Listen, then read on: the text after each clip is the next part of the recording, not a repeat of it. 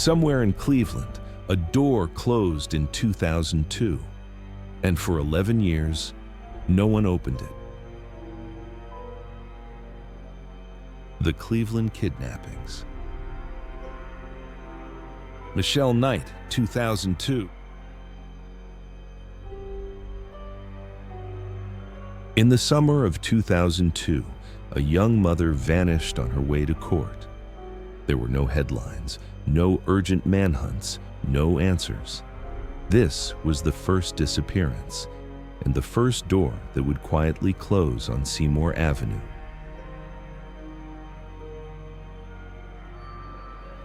There are people whose disappearances shake entire cities, whose faces fill television screens, whose names become urgent headlines. And then there are people who vanish quietly, without noise, without crowds searching the streets, without anyone truly noticing when they are gone. Michelle Knight belonged to the second group. In the summer of 2002, she was just 21 years old. Old enough to be a mother, young enough to still believe that life might one day become easier. Her childhood had been shaped by instability, neglect, and repeated abandonment. She moved through foster homes in unsafe environments, learning early that the world was not a place that protected her. By her early 20s, she had already experienced more loss than most people face in a lifetime. School had fallen away.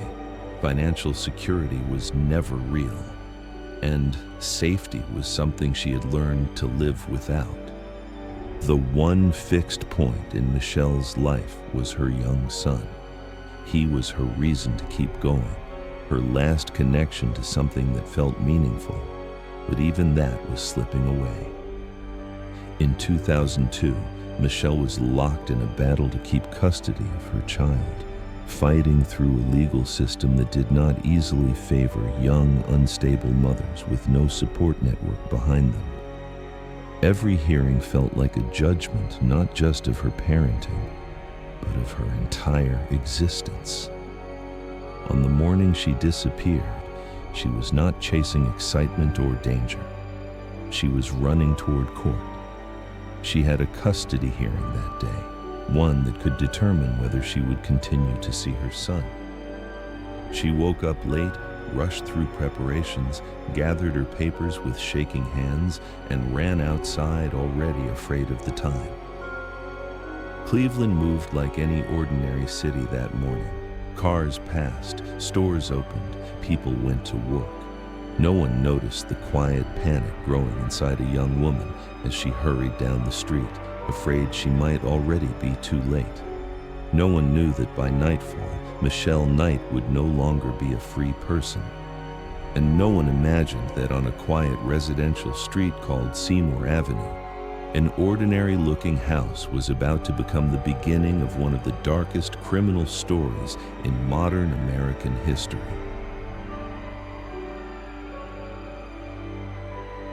22nd August, 2002.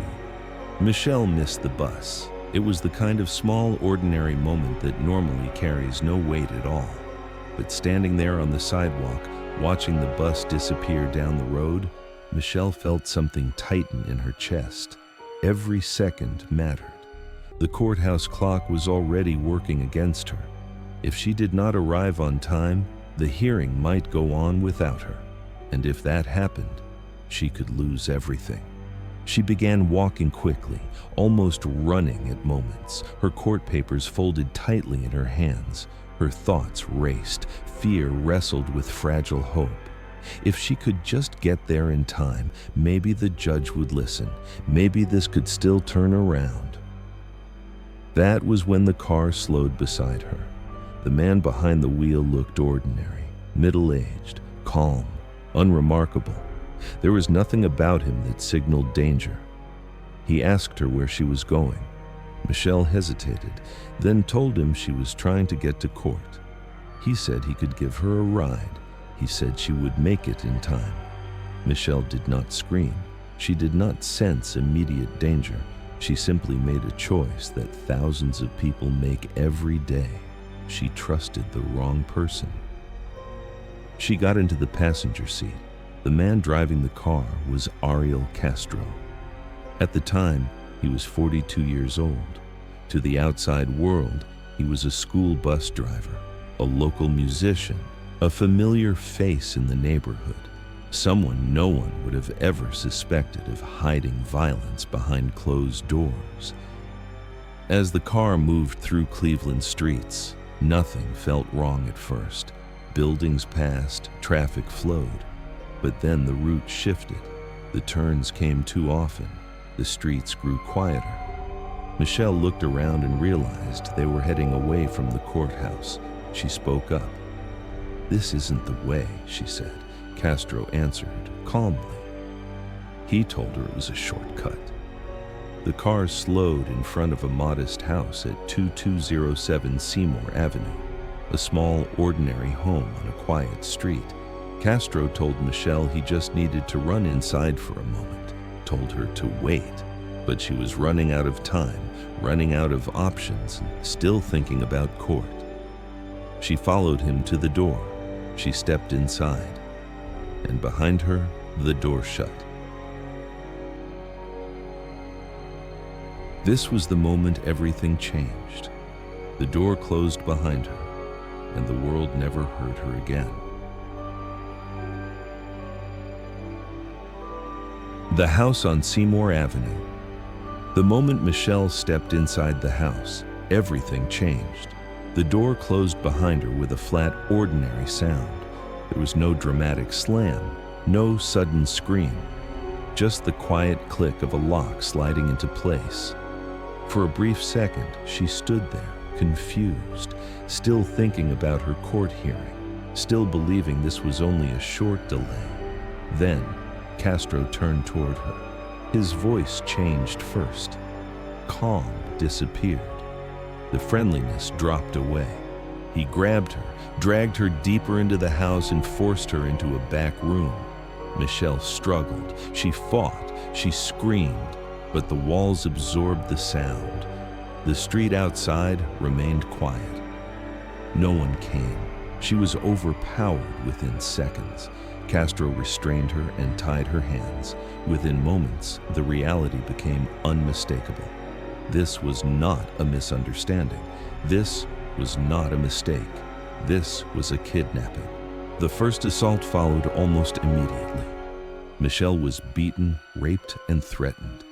And through the shock, the pain, and the terror, one sentence burned into her memory. "You are not going home," he told her. "You will never leave this house." The room she was locked into was small and dark. There was no bed, no bathroom, no phone, no window she could reach. Only a mattress on the floor and the sound of the street somewhere beyond walls that suddenly felt impossibly thick. When he left, the door was locked from the outside. For the first time since entering the house, Michelle was completely alone. Fear settled in slowly at first, then, all at once, she tested the door. It would not move. She tugged at the restraints. They did not loosen. Every second stretched. Every sound from the rest of the house felt distant and unreachable. The weight of what had just happened began to press down on her body and her mind at the same time. This was the moment Michelle Knight became a prisoner. Down the street, cars passed. Neighbors went about their day. Somewhere nearby, children played. A normal Cleveland afternoon unfolded just beyond the walls of a house that had already become a cage. Michelle screamed until her voice broke. No one heard her.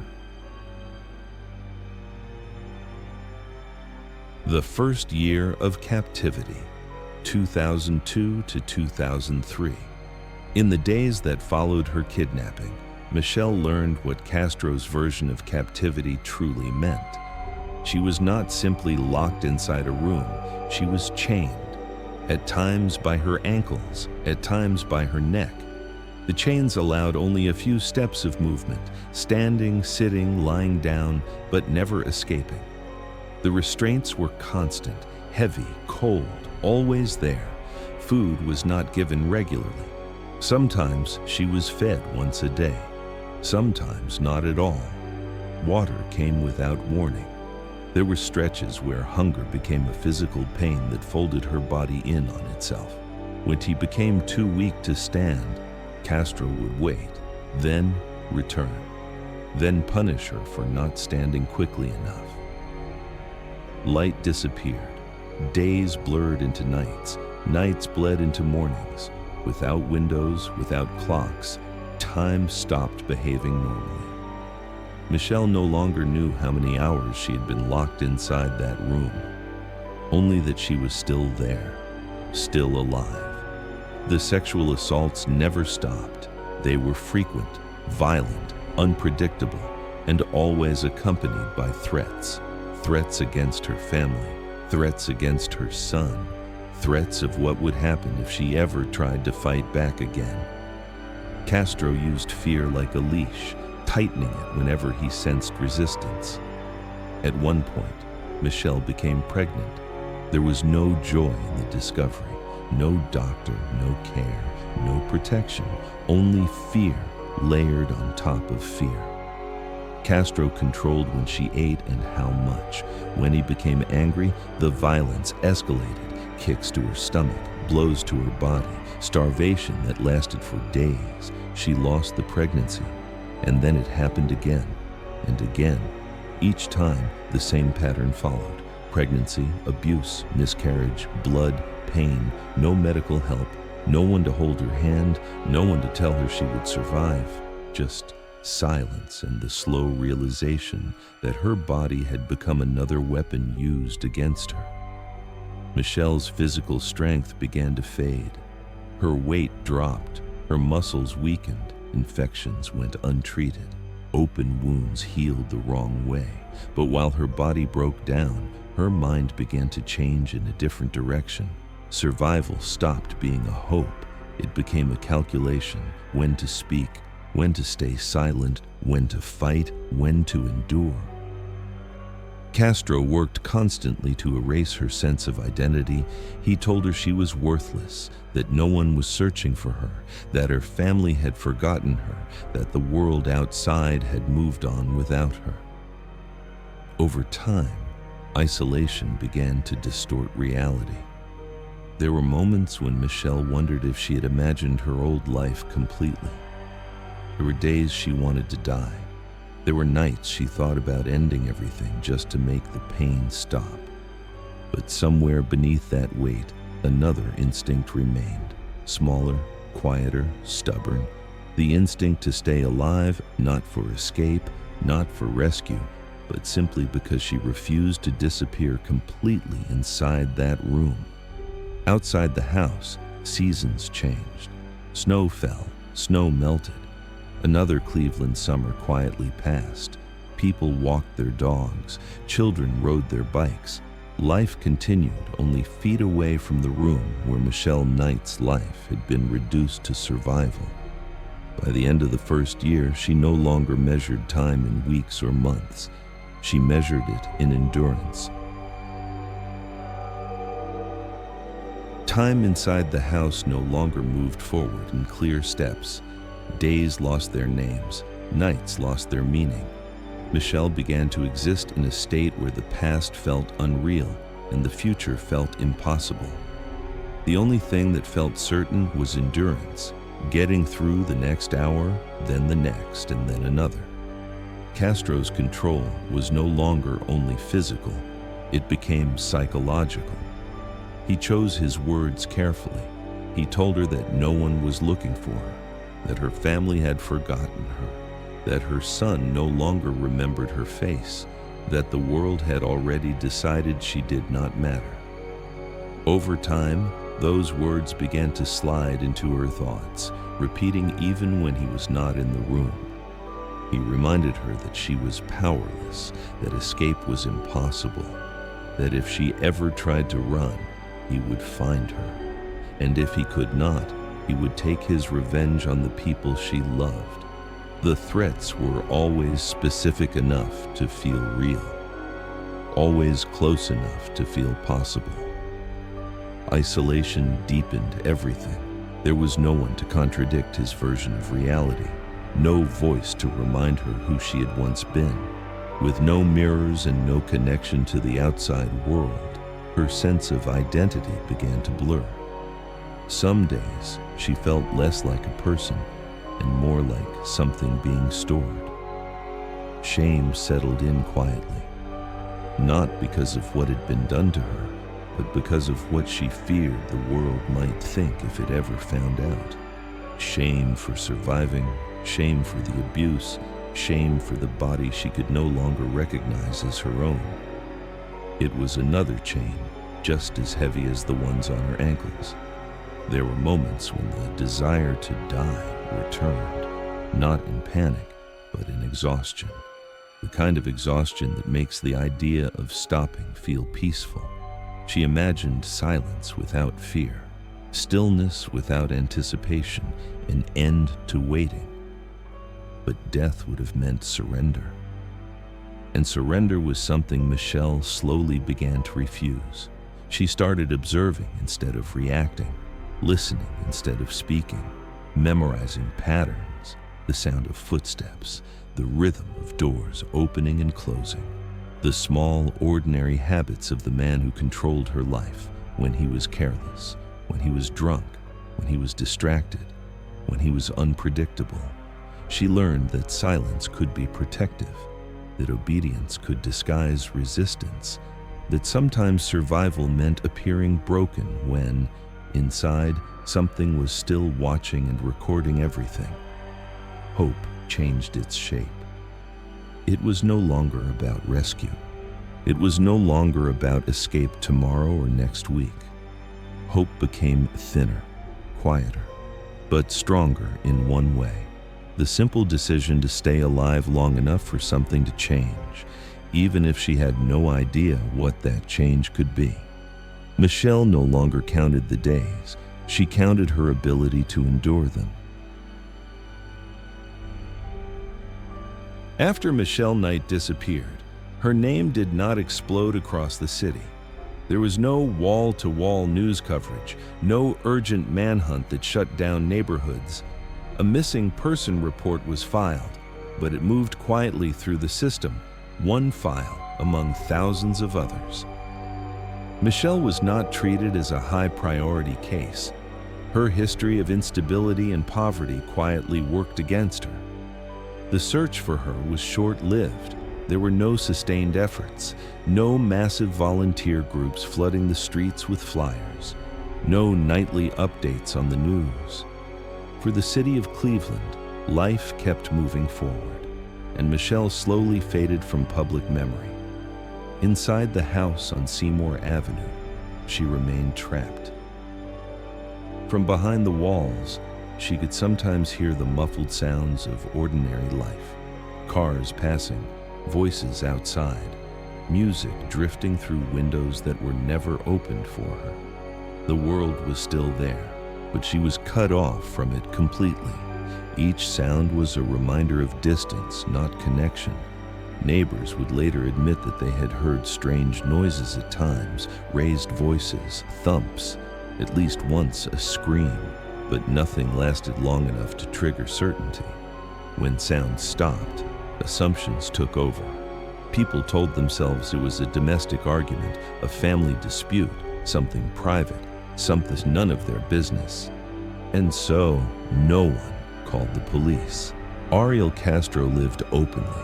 He worked, he played music, he spoke to people on the street, he blended into the neighborhood with ease. The house that contained a woman chained in a back room looked the same as every other house on the block. Closed door, quiet yard, normal routine. Inside, Michelle measured her life in silence. She learned when to stay perfectly still, when to breathe quietly, when to disappear into the shadows of the room so completely that even hope seemed distant. Outside, the seasons continued to change. Summers passed, winters came and went. The city aged forward while Michelle remained held in the same small space. It was during this time, while Michelle was still alone in the house, that the story quietly shifted towards something even darker, because she would not remain the only one inside those walls. Somewhere else in Cleveland, another young woman was living her life without any knowledge of Seymour Avenue. Another family was still whole. Another future had not yet been stolen. Michelle could not know it yet, but the door that had closed behind her in 2002 would soon open again. Michelle Knight remained locked inside that house as the world outside moved on without her. But the story of Seymour Avenue was far from over. 1 year later, another girl would disappear. Another family would begin waiting. Another door would quietly close. Her name was Amanda Berry. Next on True Echoes. One year later, another girl would disappear. Another family would begin waiting. Amanda Berry, 2003.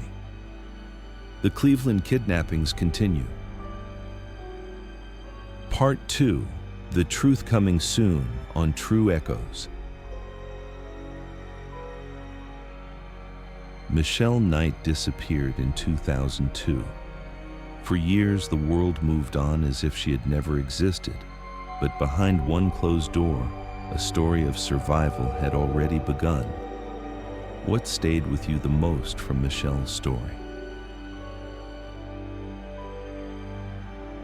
To be continued.